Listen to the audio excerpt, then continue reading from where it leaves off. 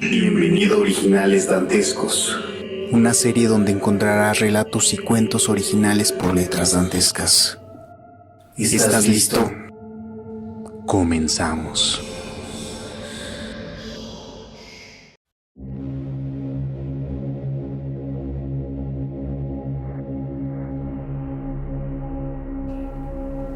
Repentinamente se despertó sobresaltado y se dio cuenta de que no sabía quién era ni qué estaba haciendo aquí en una fábrica de municiones. No podía recordar su nombre ni qué había estado haciendo, no podía recordar nada. La fábrica era enorme, con líneas de ensamblaje y cintas transportadoras y con el sonido de las partes que estaban siendo ensambladas. Tomó uno de los revólveres acabados de una caja donde estaban siendo automáticamente empaquetados. Evidentemente había estado operando en la máquina, pero ahora estaba parada. Recogió el revólver como algo natural. Caminó lentamente hacia el otro lado de la fábrica, a lo largo de las rampas de vigilancia. Allí había otro hombre empaquetando balas. ¿Quién soy?, le dijo pausadamente, indeciso. El hombre continuó trabajando, no levantó la vista, daba la sensación de que no le había escuchado. ¿Quién soy? Y aunque toda la fábrica retumbó con el eco de sus salvajes gritos, nada cambió. Los hombres continuaban trabajando sin levantar la vista. Agitó el revólver junto a la cabeza del hombre que empaquetaba balas. Le golpeó, y el empaquetador cayó y con su cara golpeó una caja de balas que cayeron sobre el suelo. Él recogió una. Era el calibre correcto. Cargó varias más. Escuchó las pisadas sobre él, se volvió y vio a un hombre caminando sobre una rampa de vigilancia. ¿Quién soy? ¿Quién soy? Realmente ya no esperaba obtener una respuesta, pero el hombre miró hacia abajo y comenzó a correr. Apuntó el revólver hacia arriba y disparó 2 veces. El hombre se detuvo y cayó de rodillas, pero antes de caer pulsó un botón rojo en la pared. Una sirena comenzó a aullar ruidosa y claramente. Los trabajadores no levantaron la vista, continuaron trabajando. Corrió intentando alejarse de la sirena del altavoz. Vio una puerta y corrió hacia ella. La abrió. 4 hombres uniformados aparecieron. Le dispararon con unas extrañas armas de energía. Los rayos pasaron a su lado. Disparó 3 veces más. Y uno de los hombres uniformados cayó. Su arma resonó al caer al suelo. Corrió en otra dirección, pero más uniformados llegaban desde la otra puerta. Miró furiosamente alrededor. Estaban llegando de todos lados. Tenía que escapar. Trepó más y más alto hacia la parte superior. Pero había más de ellos ahí. Le tenían atrapado. Disparó hasta vaciar el revólver. Se acercaron hacia él, algunos desde arriba, otros desde abajo. Por favor, no disparen. ¿No se dan cuenta de que solo quiero saber quién soy? Dispararon. Y los rayos de energía le abatieron. Todo se volvió oscuro. Le observaron cómo cerraba la puerta tras de él. Y entonces el camión se alejó. Uno de ellos se convierte en asesino de vez en cuando, dijo el guardia. Mira ese. ¿Qué era lo que decía? Solo quiero saber quién soy. Eso era. Parecía casi humano. Estoy comenzando a pensar que están haciendo esos robots demasiado bien. Observaron al camión de reparación de robots desaparecer por la curva.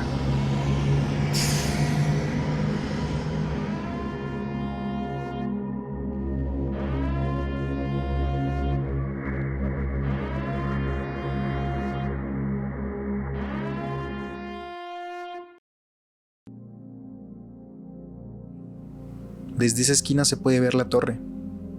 Si el testigo abandona por un segundo el ruido de la vida porteña, descubrirá tras las paredes circulares un aquelarre, el eco del mismo lugar que la humanidad resguardaba en la penumbra bajo diferentes disfraces, la esencia de los cimientos de construcciones tan antiguas como pirámides y Stonehenge.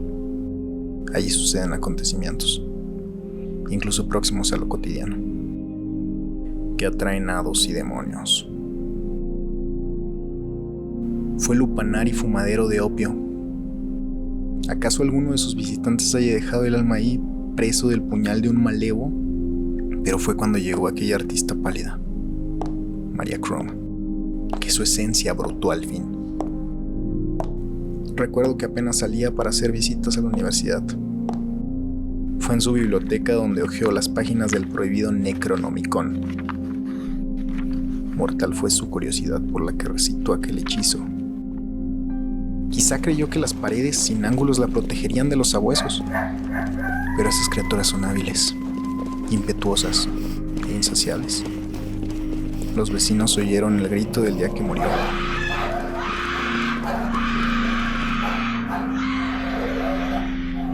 Ahora forma parte de la superstición barrial.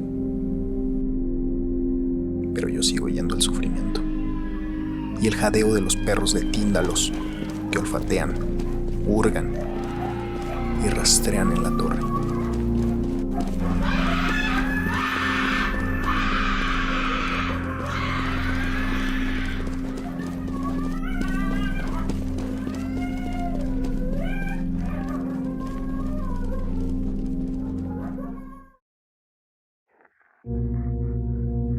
Ustedes los que leen aún están entre los vivos, pero yo, el que escribe, habré entrado hace mucho en la región de las sombras, pues en verdad ocurrirán muchas cosas y se sabrán cosas secretas.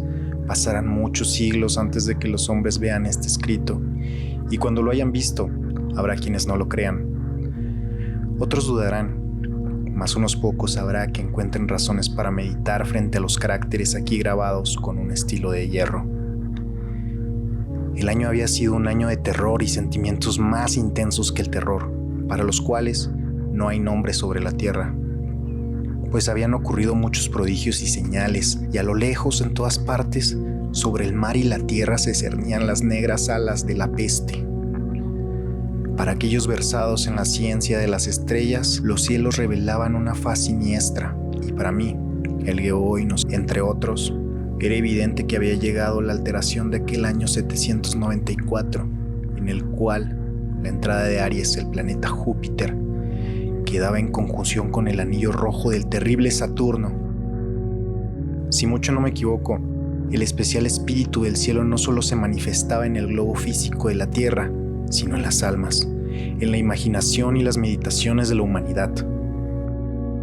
En una sombría ciudad llamada Ptolemais, en un noble palacio, nos hallábamos una noche 7 de nosotros frente a los frascos del rojo vino de Quíos, y no había otra entrada a nuestra cámara que una alta puerta de bronce, y aquella puerta había sido fundida por el artesano Corinos, y por ser raro mérito, se aseguraba desde adentro. En el sombrío aposento negras colgaduras alejaban nuestra vista a la luna, las cárdenas estrellas y desiertas calles, pero el presagio y el recuerdo del mal no podían ser excluidos. Estábamos rodeados por cosas que no logro explicar distintamente, cosas materiales y espirituales, la pesadez de la atmósfera y un sentimiento de sofocación, de ansiedad, y por sobre todo, ese terrible estado de la existencia que alcanzaba a los seres nerviosos cuando los sentidos están agudamente vivos y despiertos, mientras las facultades yacen amodorradas. Un peso muerto nos agobiaba, caía sobre los cuerpos, los muebles, los vasos que estábamos bebiendo. Todo lo que nos rodeaba sería la depresión y se hundía, todo menos las llamas de las 7 lámparas de hierro que iluminaban nuestra orgía.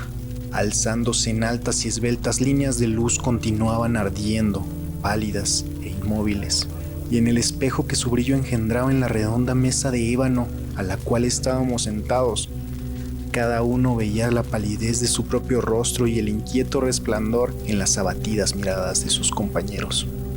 Y sin embargo, reíamos, nos alegrábamos a nuestro modo, lleno de histeria. Cantábamos las canciones de Anacreonte, llenas de locura, y bebíamos copiosamente, aunque el purpúreo vino nos recordaba la sangre, porque en aquella cámara había otro de nosotros en la persona del joven Zoilo, muerto y amortajado, yacía tendido cuán lo largo que era, genio y demonio de la escena. No participaba de nuestro regocijo, pero su rostro convulsionado por la plaga y sus ojos donde la muerte solo había apagado a medias el fuego de la pestilencia, parecían interesarse en nuestra alegría, como quizás los muertos se interesan en la alegría de los que van a morir. Mas aunque yo, Oinos, sentía que los ojos del muerto estaban fijos en mí, me obligaba a no percibir la amargura de su expresión y mientras contemplaba fijamente las profundidades del espejo de ébanos, cantaba en voz alta y sonora las canciones del hijo de Teos. Poco a poco, sin embargo, mis canciones fueron callando y sus ecos perdiéndose entre las tenebrosas colgaduras de la cámara se debilitaron hasta volverse inaudibles y se apagaron del todo. Y he aquí que aquellas tenebrosas colgaduras donde se perdían los sonidos de la canción se desprendió una profunda e indefinida sombra. Una sombra como la que la luna, cuando está baja, podría extraer del cuerpo de un hombre, pero esta no era la sombra de un hombre, ni de un dios, ni de ninguna cosa familiar. Y después de temblar un instante entre las colgaduras del aposento, quedó por fin a plena vista sobre la superficie de la puerta de bronce. Mas la sombra era vaga e informe, indefinida. Y no era la sombra de un hombre o de un dios, ni de un dios de Grecia, ni de un dios de Caldea, ni de un dios egipcio.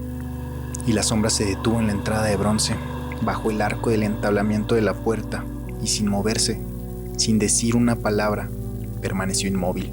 Y la puerta donde estaba la sombra, si recuerdo bien, se alzaba de frente a los pies del joven Zoilo amortajado.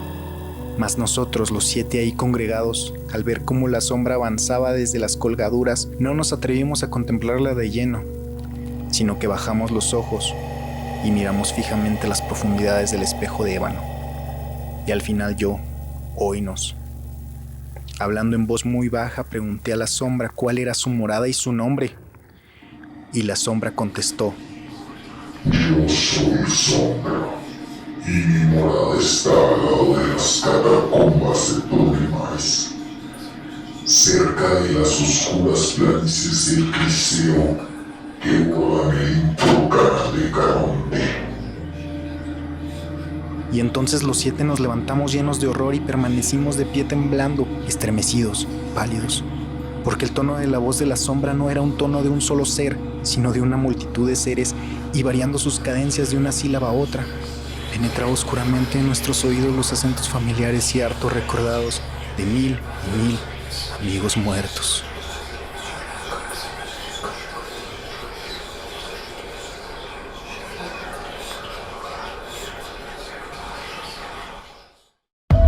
Si te ha gustado el video, dale a like y apóyanos compartiéndolo con tus amigos. Muchas gracias.